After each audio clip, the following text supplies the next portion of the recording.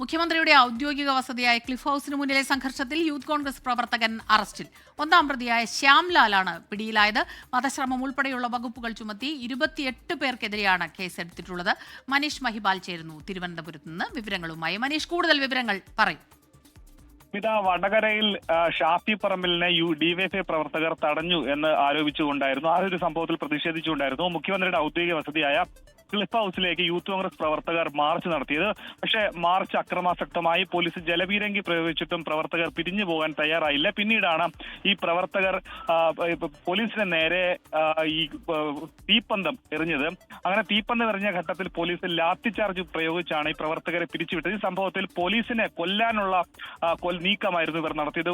പോലീസുകാർക്ക് ഈ തീപ്പന്തത്തിന്റെ പ്രയോഗത്തിൽ പലർക്കും ജീവൻ പോലും നഷ്ടപ്പെട്ടേനെ എന്നാണ് എഫ്ഐആറിൽ പറയുന്നത്. അങ്ങനെ വധശ്രമത്തിന് 28 പേർക്കെതിരെ 8 പേരുടെ പേരുൾപ്പെടെ മറ്റ് 20 പേര് കണ്ടാലറിയാവുന്ന രീതിയിലായിരുന്നു എഫ്ഐആർ രജിസ്റ്റർ ചെയ്തത്. ഈ കേസുമായി ബന്ധപ്പെട്ട് 3 പേർ നേരത്തെ അറസ്റ്റിലായ റിമാൻഡിലാണ്. ഇപ്പോൾ ഒന്നാം പ്രതി ശ്യാംലാലിനെ പാറശാലയിൽ നിന്നാണ് മ്യൂസിയം പോലീസ് നിലവിൽ അറസ്റ്റ് ചെയ്തിട്ടുള്ളത്. ഈ കേസിൽ ഇനി 3 മഹിളാ കോൺഗ്രസ് പ്രവർത്തകർ കൂടിയുണ്ട്. അവരെ, അതായത് ഈ കേസിലെ മുഴുവൻ പ്രതികളെയും കസ്റ്റഡിയിലെടുത്ത് അറസ്റ്റ് രേഖപ്പെടുത്തുന്ന നിലപാടിലേക്ക് പോലീസ് നീങ്ങിയിട്ടുണ്ട്. അതുകൊണ്ട് തന്നെ ഈ കേസിൽ പ്രതിയാക്കപ്പെട്ട പല യൂത്ത് കോൺഗ്രസിന്റെ പ്രവർത്തകർ നിലവിൽ ഒളിവിലാണ് എന്ന വിവരമാണ് പോലീസ് പങ്കുവയ്ക്കുന്നത്.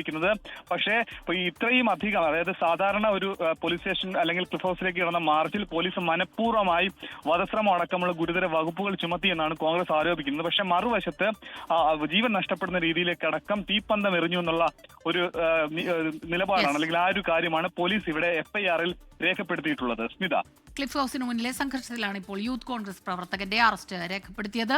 മനീഷ് മഹിപാലാണ് വിവരങ്ങൾ നൽകിയത്. ലോകത്തെവിടെയായാലും ഏത് സമയത്തും 24 വാർത്തകളും ഓഗ്മെന്റഡ് റിയാലിറ്റി പാക്കേജുകളും എക്സ്പ്ലെയിനറുകളും വിശദമായി കാണാൻ ഞങ്ങളുടെ യൂട്യൂബ് ചാനൽ നിങ്ങൾക്ക് സബ്സ്ക്രൈബ് ചെയ്യാം.